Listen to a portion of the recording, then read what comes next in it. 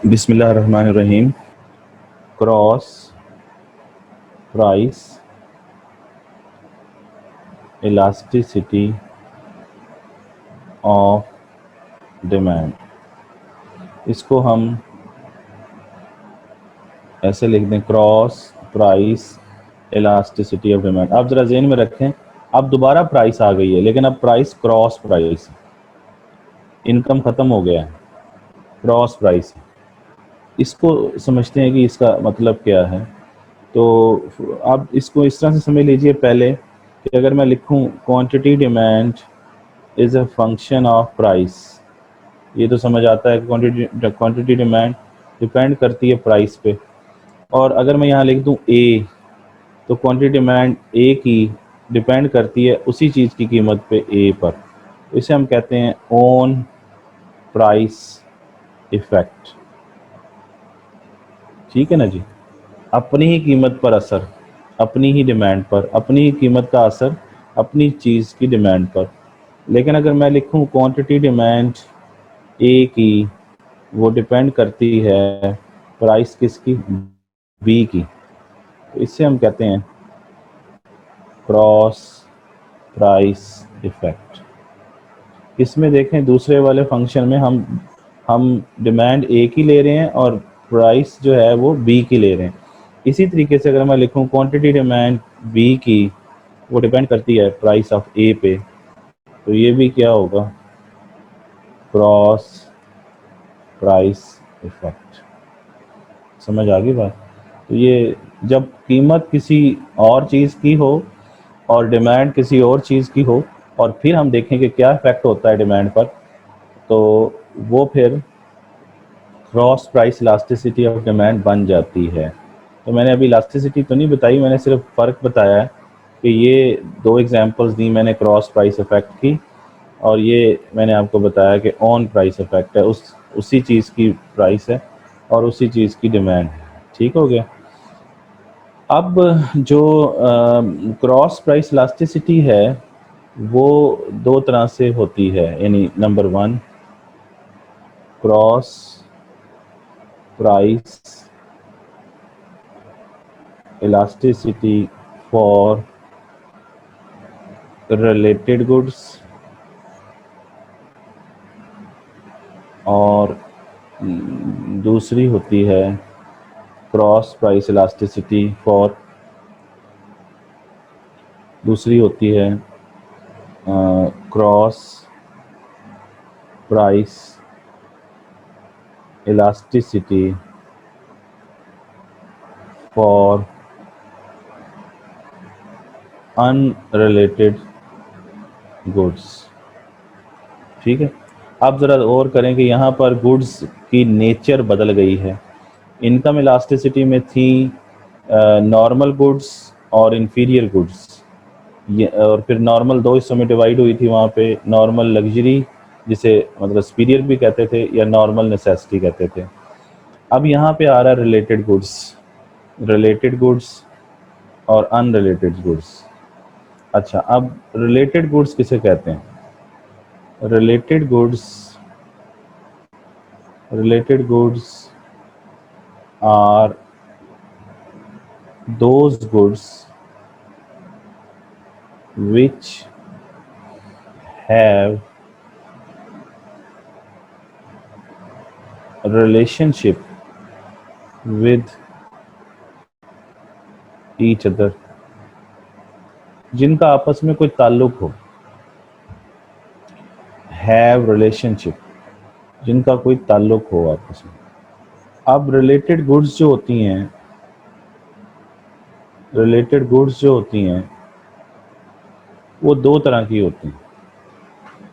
एक को हम कहते हैं सब्स्टिट्यूट्स, ठीक है, एक को हम क्या कहते हैं, सब्स्टिट्यूट्स, और दूसरे को हम कहते हैं कॉम्प्लीमेंट्री गुड्स। तो सब्स्टिट्यूट्स और दूसरे को क्या कहते हैं, कॉम्प्लीमेंट्री।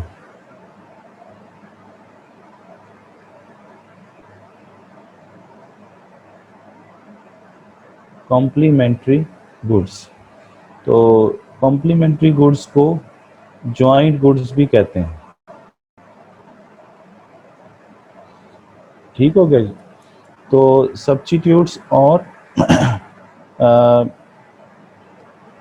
कॉम्प्लीमेंट्री गुड्स ये कहते हैं, ये है रिलेटेड गुड्स की कहानी। तो रिलेटेड गुड्स दो तरह की होती हैं, एक को हम कहते हैं सब्स्टिट्यूट्स और दूसरे को हम कहते हैं कॉम्प्लीमेंट्री या जॉइंट गुड्स। ठीक है, अब इसमें जो पहली है वो है सब्स्टिट्यूट। सब्स्टिट्यूट किसे कहते हैं? Substitutes are those goods which can be used for each other, जो एक दूसरे के लिए इस्तेमाल हो सकती है, उसे हम सब्स्टिट्यूट कहते हैं। यानी which can be used for each other, या in other words which can be used in place of each other। ठीक है ना, which can be used in place of, ये भी लिख सकते हैं which can be used for each other और in place of each other। जैसे एग्जाम्पल पे आ जाएं, जैसे हम कहें कि एग्जाम्पल है ना, एग्जाम्पल पे बात करते हैं। जैसे हम कहें पेप्सी, पेप्सी और कोक, ये एक दूसरे के लिए इस्तेमाल हो सकती है। पेप्सी नहीं है तो कोक ले लें, कोक नहीं है तो पेप्सी ले लें। ठीक है ना जी। इसी तरीके से टी और कॉफ़ी, टी या कॉफ़ी ले लें, है ना। इसी तरीके से बटर और मार्जरीन। ठीक है जी। इसी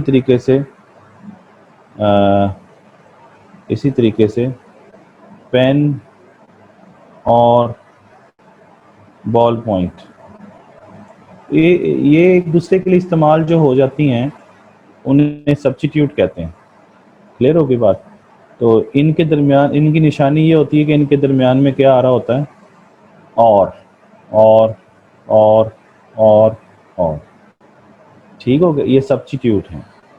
जैसे आपने क्रिकेट में देखा होगा तो वहाँ पे सब्स्टिट्यूट भेज देते हैं, अगर कोई बंदा ज़ख्मी हो जाए, खिलाड़ी फील्डिंग कर रहा हो तो सब्स्टिट्यूट, तो उधर लिखा, अगर वो कैच पकड़ ले तो उस पर लिखा भी आता है catch by SUB mean substitute ने पकड़ा है। इसका मतलब ये है कि जो असल खिलाड़ी है वो अंदर है और इसका मुतबादल यहाँ पे है। सब्स्टिट्यूट का मतलब है मुतबादल। समझ आ गई बात आपको? तो ये सब्स्टिट्यूट क्लियर हो गया। अब ये इसका मतलब ये है कि सब्स्टिट्यूट में पेप्सी और कोक का आपस में ताल्लुक है ना, टी और कॉफ़ी का भी है, बटर और मार्जरीन का भी है, पेन और बॉल पॉइंट का भी है। मार्जरीन कहते हैं बलाई, जो दूध के ऊपर नहीं आती, वो मार्जरीन होता है। बटर मक्खन को कहते हैं। तो ये ज़रा देखें, ये सब्स्टिट्यूट मैंने कहा था कि वो गुड्स हैं जिनका आपस में क्या होता है, ताल्लुक होता है, हैव रिलेशनशिप, है ना। तो इन सब्स्टिट्यूट में देखने पेप्सी और कोक का भी ताल्लुक है, टी और कॉफ़ी का भी है। क्या ताल्लुक है? सब्स्टिट्यूटेबिलिटी का ताल्लुक है। यानी Pepsi is the substitute of Coke and Coke is the substitute of Pepsi. तो सब्स्टिट्यूटेबिलिटी का ताल्लुक है। अच्छा, इधर क्या ताल्लुक है? दूसरी जो है कॉम्प्लीमेंट्री गुड्स के अंदर, तो उसमें कॉम्प्लीमेंटैरिटी पाई जाती है। अब दूसरा पढ़ते हैं, कॉम्प्लीमेंट्री क्या होता है। नंबर टू है कॉम्प्लीमेंट्री गुड्स। तो कॉम्प्लीमेंट्री गुड्स को और क्या कहा जाता है? Joint goods. कॉम्प्लीमेंट्री का मतलब होता है मुकम्मल करने वाला, तकमील करने वाला, यानी ऐसी गुड जो दूसरे गुड की तकमील कर दे, या एक के बगैर दूसरी क्या हो, अधूरी हो। तो कॉम्प्लीमेंट्री गुड्स वो गुड्स हैं विच आर यूज्ड जॉइंटली, समझ रहे हैं? कॉम्प्लीमेंट्री गुड्स कौन सी गुड्स होती हैं? विच आर यूज्ड जॉइंटली, जिनको आप जॉइंटली यूज करते हैं। Complementary goods are those goods which can be used jointly। जैसे एग्जाम्पल, जैसे कार एंड पेट्रोल। तो कार के बगैर पेट्रोल अधूरा है और पेट्रोल के बगैर कार अधूरी है, यानी वो दोनों इकट्ठे इस्तेमाल होते हैं, यूज्ड जॉइंटली, समझ रहे? इसी तरीके से cell phone and SIM card, ये इकट्ठे यूज होते हैं। इस तरह बैट एंड बॉल इकट्ठे यूज होते हैं। इसी तरीके से पेन एंड इंक इकट्ठे यूज होते हैं, समझ गए?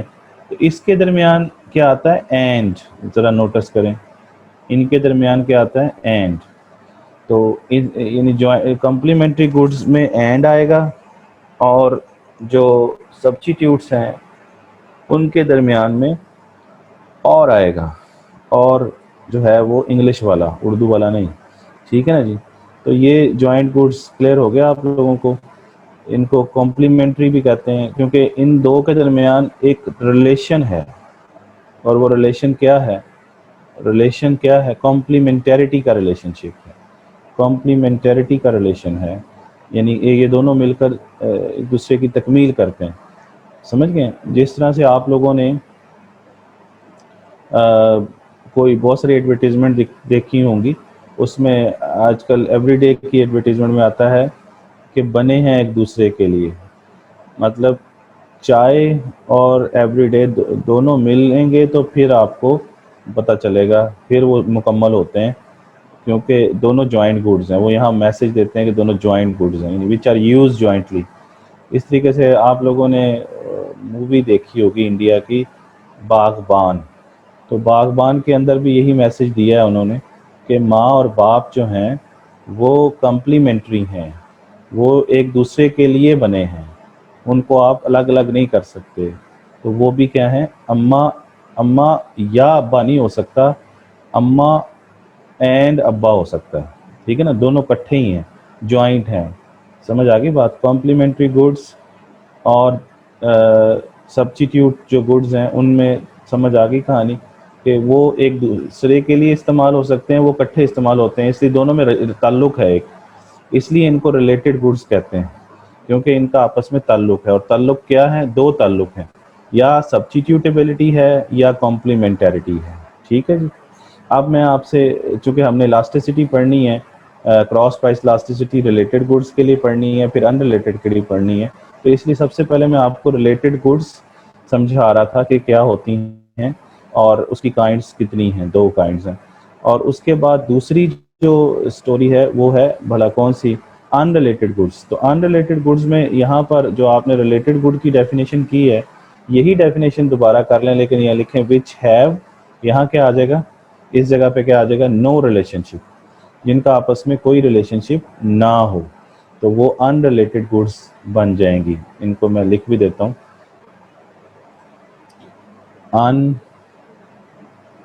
Unrelated goods, unrelated goods, unrelated goods को unrelated goods are those goods which have no relationship, no relationship with each other. समझ आ गई? No relationship between each other. तो इसलिए इनको इंडिपेंडेंट गुड्स भी कहा जाता है। इंडिपेंडेंट गुड्स भी कहा जाता है, जिनका आपस में कोई ताल्लुक नहीं है। अब आप इसकी एग्जाम्पल ढूंढ लें,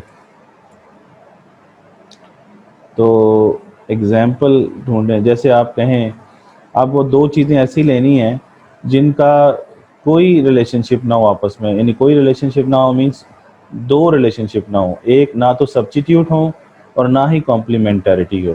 तो मैं जैसे लिखता हूँ पेप्सी, पेप्सी एंड इंक, तो ये कोई ताल्लुक नहीं है। पेप्सी ना तो इंक का सब्स्टिट्यूट है और ना ही इंक पेप्सी का सब्स्टिट्यूट है, ना ही पेप्सी और इंक एक दूसरे के मुतबादल तौर पर इस्तेमाल होते हैं या इकट्ठे इस्तेमाल होते हैं, ना जॉइंट हैं ना सब्स्टिट्यूट हैं।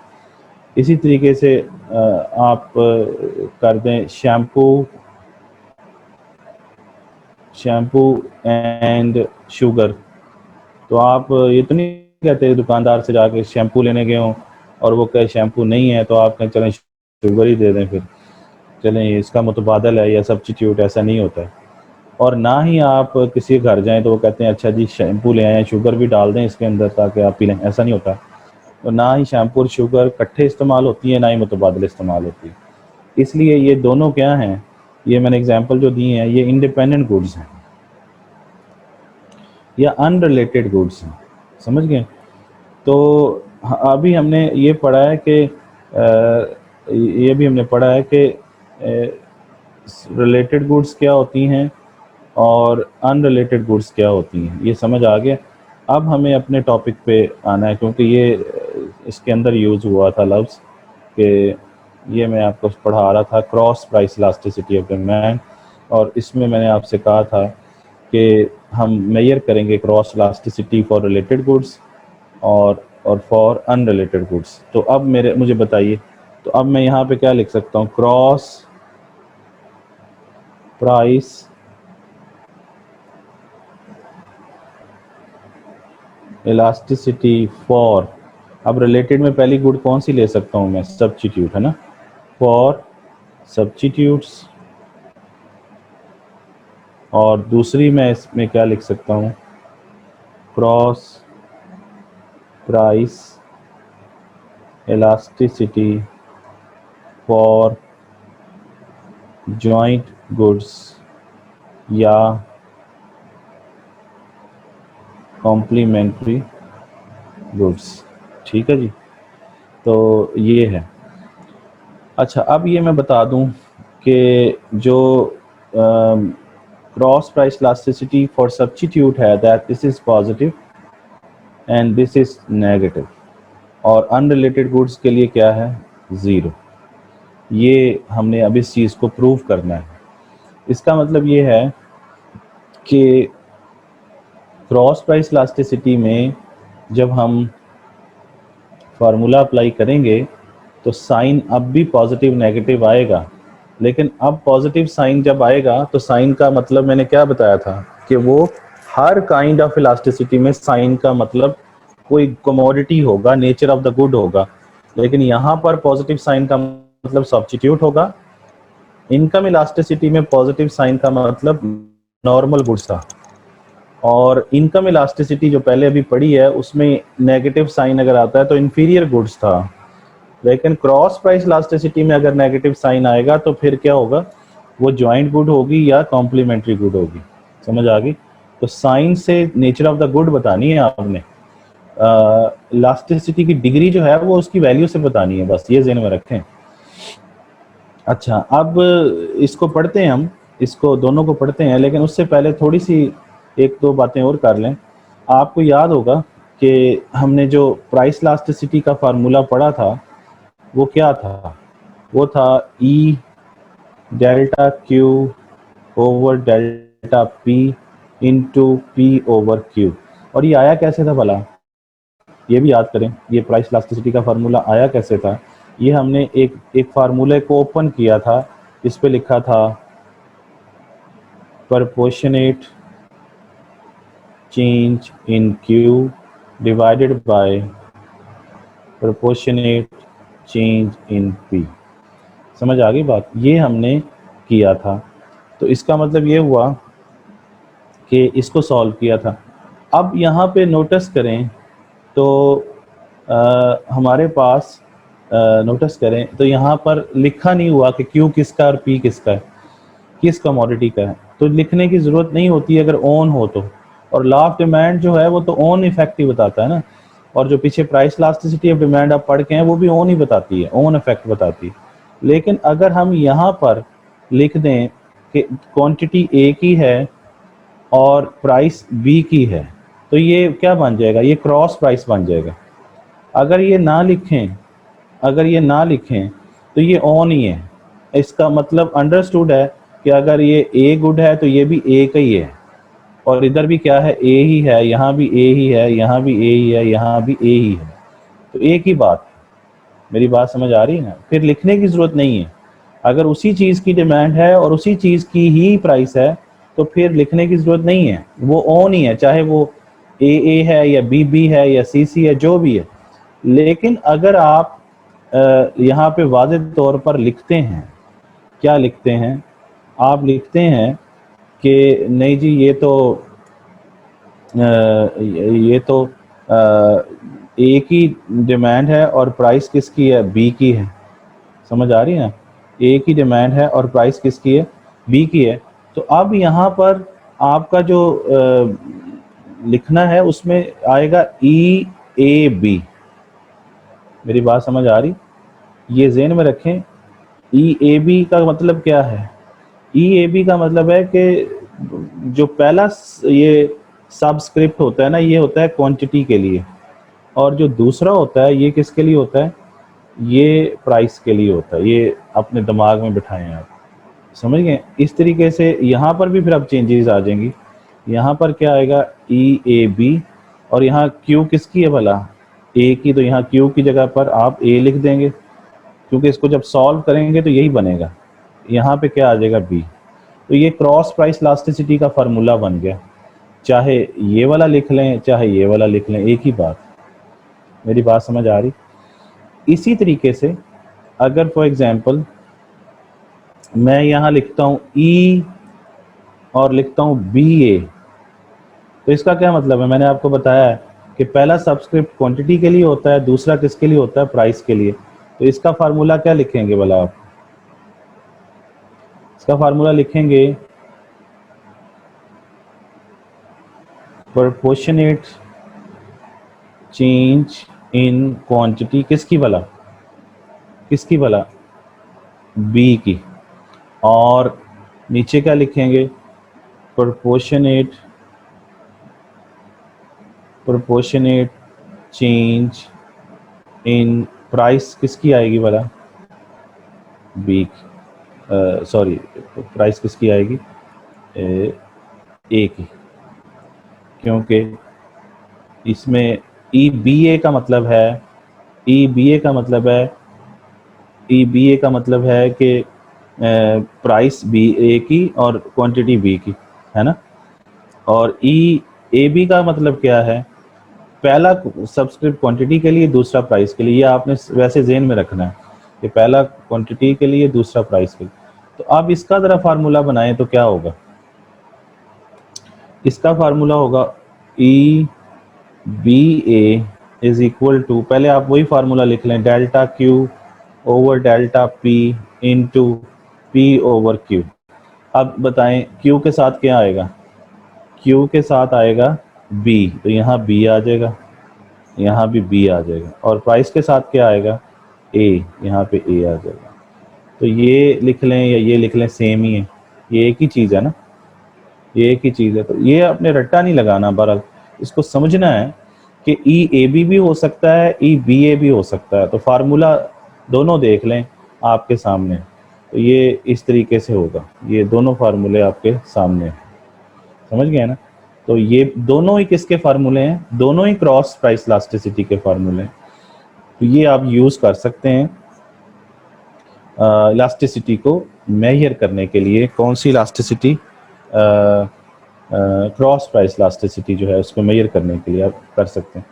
जैसे अब मैं अगर एक और कहूँ आपसे कि जनाब ई ई ई एक्स जेड, तो आप क्या करेंगे, इसका फार्मूला बताएं कैसे बनाएंगे। आप कहेंगे जी प्रोपोर्शनेट चेंज, अब ये पहला किसके लिए होता है, क्यू के लिए, दूसरा किसके लिए होता है, पी के लिए। तो प्रोपोर्शनेट चेंज इन क्यू, और क्यू के साथ क्या आएगा, एक्स, और प्रोपोर्शनेट चेंज इन प्राइस किसकी आएगी, जेड की। तो यहाँ लिखेंगे प्राइस ऑफ जेड। ये भी क्रॉस बन गया ना कि प्राइस किसी और चीज़ की है, डिमांड किसी और चीज़ की, ये क्रॉस है, ठीक है ना। ये क्या है, क्रॉस प्राइस। इधर भी देखें, इधर भी यही है, प्राइस बी की है, डिमांड ए की, ये भी क्रॉस।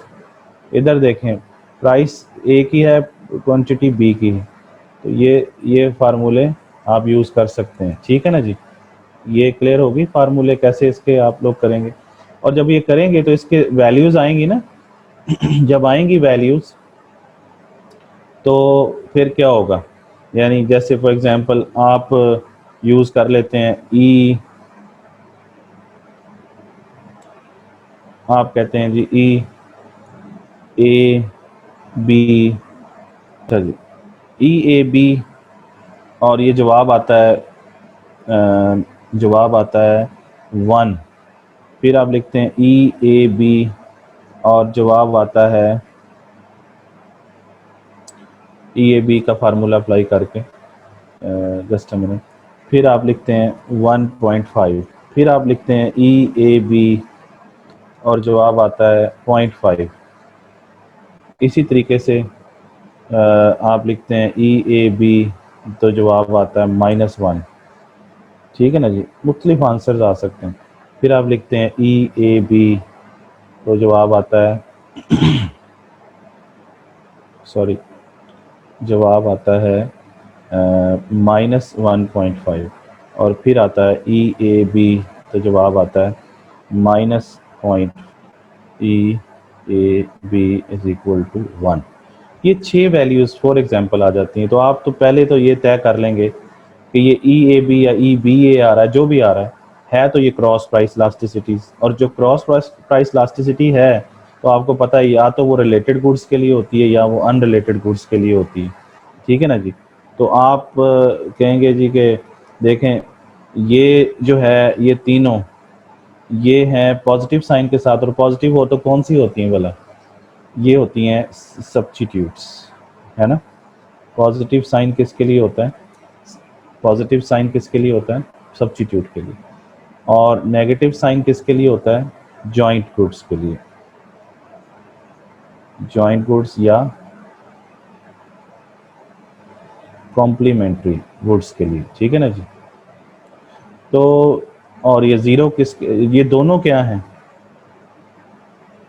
ये दोनों जो हैं ये रिलेटेड गुड्स हैं, रिलेटेड गुड्स। तो रिलेटेड गुड्स में पॉजिटिव साइन किसके लिए होता है, सब्स्टिट्यूट के लिए, और जॉइंट गुड्स के लिए कौन सा होता है, नेगेटिव। और ये कौन सी है, ये आपकी अनरिलेटेड गुड है। यानी फार्मूला अप्लाई करने के बाद ये जवाब आ जाते हैं 6-7 जो अभी लिखे हुए हैं हमने। अच्छा, अब साइन से क्या पता चला, इसके साथ प्लस का साइन है, इसके साथ प्लस है, इसके साथ प्लस है। तो प्लस साइन किसके लिए होता है, प्लस साइन मैंने अभी बताया था, प्लस साइन जो है वो सब्स्टिट्यूट के लिए होता है, और नेगेटिव साइन किसके लिए होता है, कॉम्प्लीमेंट्री गुड्स के लिए होता है, और अनरिलेटेड के लिए क्या होता है, ज़ीरो होता है। तो यही बात यहाँ पे कर रहे हैं। तो ये, और मैंने ये बात ऊपर भी कही थी कि साइन का मतलब, साइन किस लिए होता है, sign shows the nature of product, nature बताता है। और जो जो वैल्यू है, value value shows, value shows the degree of elasticity of demand, कोई भी डिग्री हो, वैल्यू से ही डिग्री पता चलेगी। तो अब इसमें देखें तो इसमें देखें, एक मिनट, इसमें देखें तो ये जो है ये साइन है और ये क्या है, ये वैल्यू है। इस तरीके से ये साइन है, ये क्या है, ये वैल्यू है, ये क्या है, साइन है, और ये क्या है, वैल्यू है। तो वैल्यू से साइन से क्या पता चल रहा है, पहले देखना है कि ये क्रॉस है। क्रॉस है तो फिर आपके ज़हन में फौरी तौर पर ये सब्स्टिट्यूट, जॉइंट और अनरिलेटेड गुड्स आनी चाहिए। और साइन पॉजिटिव का मतलब क्या है, सब्स्टिट्यूट, यानी positive sign in cross price elasticity of demand shows substitutes. ठीक है ना जी। और negative sign in cross price elasticity of demand shows joint और कंप्लीमेंट्री गुड्स। ठीक है जी। और zero shows in CPED, in cross price elasticity demand unrelated goods. लेकिन ये जो है यही पॉजिटिव साइन अगर इधर आता था, इधर भला इनकम इलास्टिसिटी के अंदर, तो इनकम इलास्टिसिटी के अंदर positive sign in income elasticity of demand shows, किसको शो करता था पॉजिटिव साइन, नॉर्मल गुड्स को। नॉर्मल गुड्स फिर आपको पता दो हिस्सों में डिवाइड होती हैं। और नेगेटिव साइन किसको शो करता था, इन income elasticity of demand shows inferior goods. ठीक हो गया जी। बाकी ये रेंजेस से मैंने समझाया हुआ है आपको, किस रेंज में आए तो क्या होगा, ये वाली सारी स्टोरी मैंने समझाई हुई कि मतलब नॉर्मल गुड कब कहेंगे, जब इनकम इलास्टिसिटी की वैल्यू 0 से लेके 1 के दरमियान होगी और 1 से ज़्यादा होगी तो फिर लग्जरी या सुपीरियर कहलाती है, और अगर नेगेटिव होगी इसका मतलब क्या है, नेगेटिव, तो फिर इन्फीरियर होगी। ठीक है ना, ये बात पहले हो चुकी। अच्छा, अब क्लियर होगी सारी चीज़ें आप लोगों को। तो मैंने ये बता दिया आपको कि रिलेटेड और अनरिलेटेड गुड्स क्या होती हैं, और क्रॉस इलास्टिसिटी का जो फार्मूला है वो कैसे हम लोग बनाते हैं, उसका क्या ये फार्मूला है, उसका आप खुद भी बना सकते हैं। सिर्फ आपने ये नोटिस करना है कि इधर क्यू पर क्या और पी पर क्या है। ठीक है ना जी। अब हम अपने टॉपिक की तरफ मज़ीद बढ़ते हैं।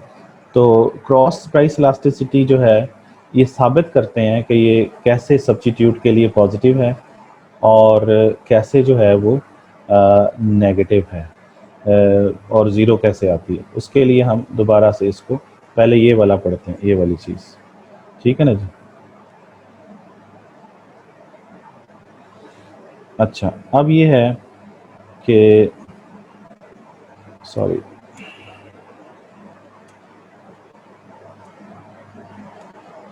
अच्छा जी, तो इसमें पहला क्या है, cross price elasticity for substitutes.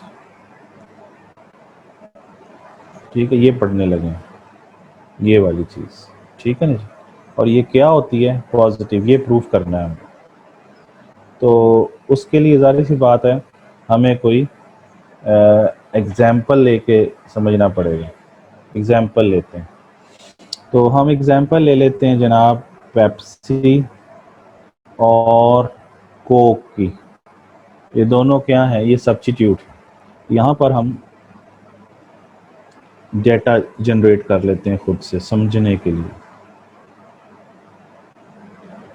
यहाँ पर प्राइस है, ये किसकी प्राइस है, पेप्सी की, और ये डिमांड किसकी है, पेप्सी की है। ये प्राइस किसकी है जी।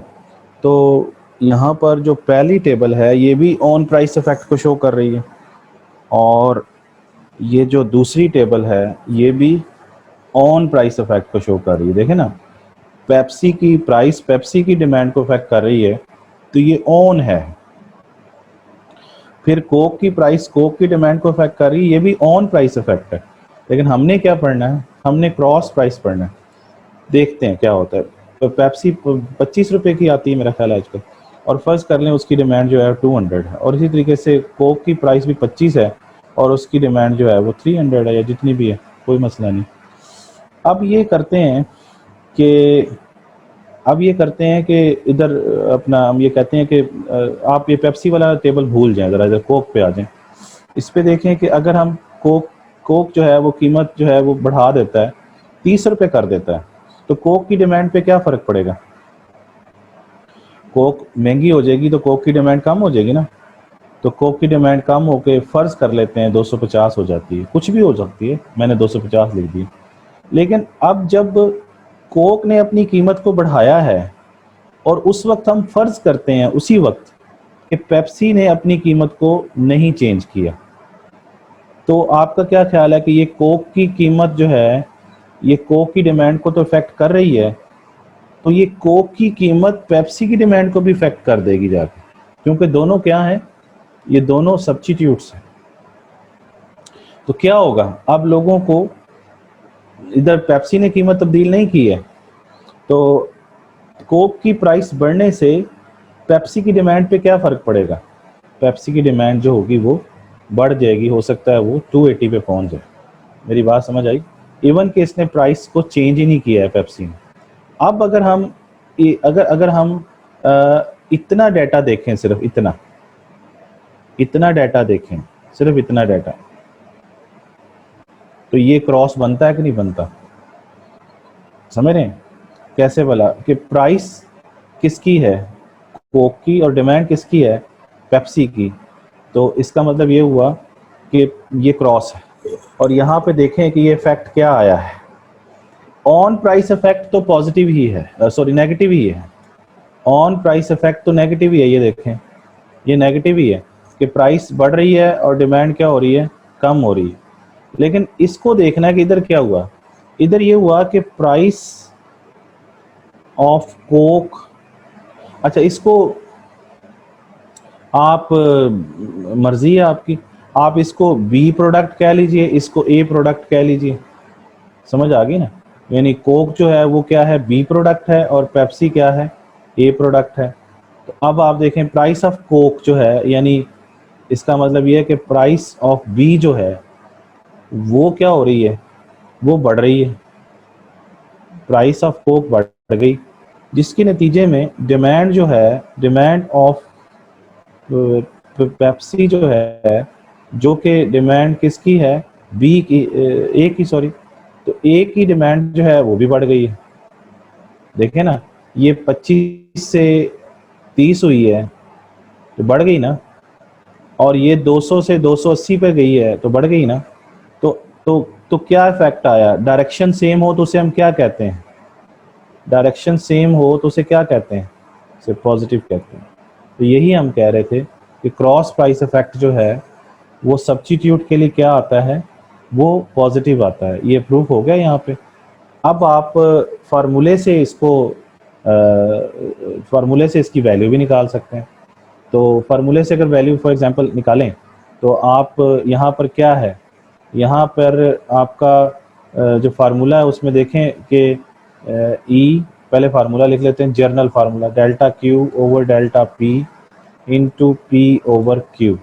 आप ज़रा देखें तो क्यू कौन सा लिया हुआ है हमने, क्यू लिया हुआ है ए का, है ना, ये देखें ए का लिया हुआ है, तो यहाँ पर ए आ जाएगा।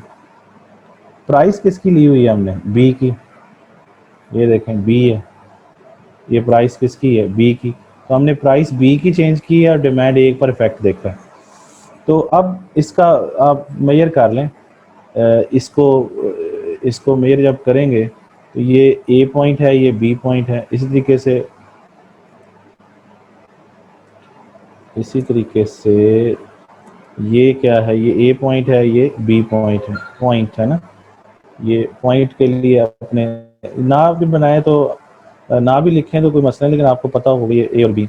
अच्छा, अब यहाँ पे ज़रा इसका ज़रा करें, डेल्टा क्यू ऑफ ए देखें तो क्यू ऑफ ए ये है ना, इसमें कितनी तब्दीली आई, तो इसका न्यू माइनस ओल्ड करेंगे, 280 माइनस 200, तो जवाब क्या आएगा, 80 आएगा।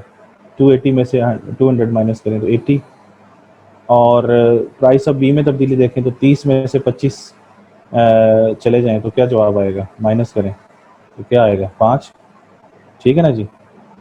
Into price of B original कौन सी है, इनिशियल पॉइंट वाली लेते हैं हमेशा यहाँ पे, तो यहाँ पे प्राइस ऑफ बी क्या आएगा, 25। और क्वांटिटी ऑफ ए जो है इनिशियल कौन सी है, वो है 200।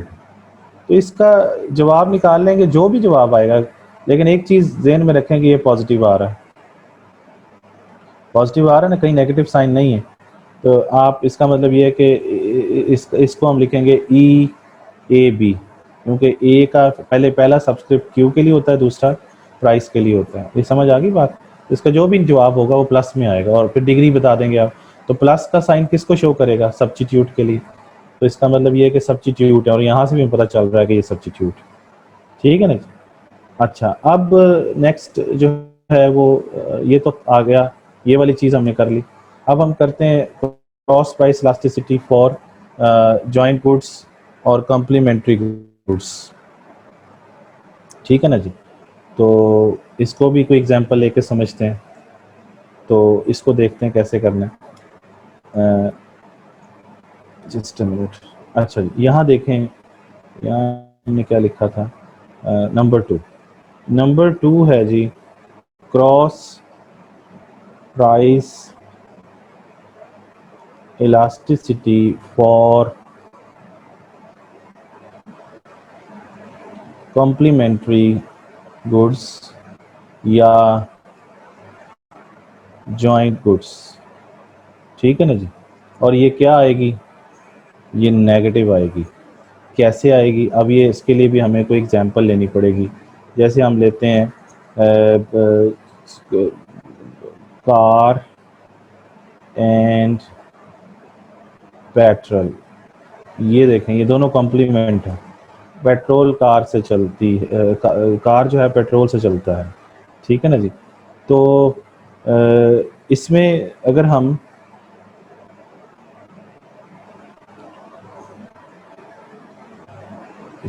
हम इसी तरीके से कर लें, इसको बी प्रोडक्ट कह लें, इसको ए कह लें, और यहाँ पे लिखें प्राइस ऑफ पेट्रोल, और यहाँ डिमांड किसकी, पेट्रोल। ये ऑन है क्योंकि उसी चीज़ की कीमत है, उसी चीज़ की डिमांड है। इस तरह यहाँ लिखें प्राइस कार, और डिमांड भी किसकी लिखें, कार, तो ये भी ऑन है। लेकिन इन दोनों टेबलों से हमने क्रॉस बनाना है। फ़र्ज़ करते हैं कि कार की कीमत है 50,000 रुपये। ठीक है ना, और कार की डिमांड कितनी है, 10। और फ़र्ज़ करते हैं कि पेट्रोल 100 रुपये लीटर है, और उसकी डिमांड है 20,000 लीटर। ठीक है जी। अब ये करते हैं कि पेट्रोल को बढ़ा के, उसकी कीमत को बढ़ाकर 190 रुपये पे ले जाते हैं। तो अब इधर कार का वाले टेबल पे ना देखें, सिर्फ इधर पेट्रोल पे बताएं कि पेट्रोल की कीमत बढ़ने से पेट्रोल की डिमांड पे क्या फ़र्क पड़ेगा, कम हो जाएगी ना। और कितनी कम होगी वो इलास्टिसिटी बनती है। लेकिन हम यहाँ पे भी सिर्फ ये कर देते हैं कि जी वो कम होकर कितनी हो जाती है, 10,000 फर्ज कर लेते हैं ना, 10,000 हो जाती है। तो ये तो लॉ ऑफ डिमांड है, ये लॉ ऑफ डिमांड है। प्राइस बढ़ रही है, डिमांड कम हो रही है, लॉ ऑफ डिमांड। लेकिन इसी वक्त अगर हम यहाँ फर्ज कर लें, फर्ज यहाँ करना है आपने कि कार की कीमत तब्दील नहीं होती है। कार पहले भी 50,000 रुपये की आती थी, अब भी 50,000 की आती है। लेकिन पेट्रोल की कीमत बढ़ने से कार की डिमांड पे फर्क पड़ेगा या नहीं पड़ेगा? पेट्रोल महंगा हो जाए तो कारों की डिमांड क्या हो जाएगी, ज़्यादा हो जाएगी या कम हो जाएगी? कम हो जाएगी, है ना। और वो फर्ज कर लें वो कम होकर कितनी हो जाती है, 4। एम फर्ज कर लिए। तो ये जो मतलब ये वाले कॉलम है ना, 2 कॉलम, ये क्रॉस है कि पेट्रोल की प्राइस कार की डिमांड को जो इफेक्ट कर रही है ना, ये क्रॉस है। अब इसका नतीजा क्या निकला कि प्राइस ऑफ पेट्रोल यानी प्राइस ऑफ बी जो है बढ़ गई, और डिमांड जो है कार की, यानी डिमांड किसकी भला, डिमांड ए चीज़ की, वो कम हो गई। ये देखें, ये 100 से 190 में बढ़ गई, 10 से 40 कम। तो ये रिलेशनशिप क्या आया इन दो के दरमियान, इन दो के दरमियान रिलेशनशिप आया नेगेटिव। और यही हमने कहा था कि नेगेटिव रिलेशनशिप आएगा। इसको भी आपने फार्मूले में पुट करके इसका वैल्यू निकाल सकते हैं आप लोग, जैसे हमने इसका किया था यहाँ पे, है ना, जैसे हमने यहाँ पे किया था। तो आप इससे भी निकाल सकते हैं वैल्यूज़, ये आप करके देखिएगा। अच्छा, उसके बाद आ जाइए आखिरी चीज़, वो क्या है, cross price elasticity for inferior goods. तो इंफीरियर गुड्स के लिए इसको हम देखते हैं ये कैसे वर्क करती है, ठीक है ना जी। तो यहाँ पे देखते हैं, सॉरी इंफीरियर गुड्स नहीं, I am sorry, for unrelated goods, unrelated goods. तो नंबर 2 जो है वो क्या है, cross price elasticity for unrelated goods. और ये क्या आती है भला, 0। अनरिलेटेड गुड्स को और क्या कहते थे भला, इंडिपेंडेंट गुड्स। अच्छा, अब ये है कि कोई डाटा लेते हैं, जैसे मैंने एग्जांपल दी थी आपको शैम्पू की, और एंड कर लेते हैं शैम्पू एंड शुगर कर लेते हैं, ठीक है ना जी। तो ये अनरिलेटेड गुड्स हैं, इसका कोई डाटा जनरेट करके देखते हैं क्या होता है, ठीक है ना जी। ये बी प्रोडक्ट है, ये ए प्रोडक्ट है, ये क्या है, ये शैम्पू है, और ये डिमांड भी किसकी है, ये शैम्पू की डिमांड। ये ऑन प्राइस इफेक्ट है, ये लाभ डिमांड को पूरा करेगा। ऑन प्राइस इफेक्ट लाभ डिमांड के मुताबिक होता है। अच्छा, फिर प्राइस यहाँ पे किसकी है, शुगर की, और डिमांड किसकी है, शुगर की। अब फ़र्ज़ करें शैम्पू आता है 200 रुपये का और उसकी डिमांड है 240। शुगर आती है 60 रुपये किलो और उसकी डिमांड है 20, यानी 20,000 किलोग्राम। अब ये होता है कि शुगर जो है फ़र्ज़ कर लें वो 100 रुपये किलो हो जाती है, तो उसकी डिमांड कम हो जाएगी ना, फॉर एग्ज़ाम्पल 15,000 हो जाती है। तो कीमत शुगर की बढ़ने से, चीनी की कीमत बढ़ने से चीनी की डिमांड क्या हो गई, कम हो गई, ठीक है ना जी। लेकिन इसी वक्त अज्यूम करें कि शैम्पू की कीमत बदलती नहीं है, और अब अगर शुगर की कीमत बढ़ जाए, शुगर की कीमत बढ़ जाए लेकिन शैम्पू की कीमत वही रहे, तो शैम्पू की डिमांड पे क्या फ़र्क पड़ेगा, कोई फ़र्क नहीं पड़ेगा, वो भी वही रहेगी। तो शुगर का शैम्पू से कोई ताल्लुक ही नहीं है, ना तो कॉम्प्लीमेंटरिटी है और ना ही सब्स्टिट्यूटेबिलिटी है। तो ये डाटा आपके काम आएगा, और जब इसका आप आंसर निकालेंगे तो वो 0 आएगा, ठीक है ना जी।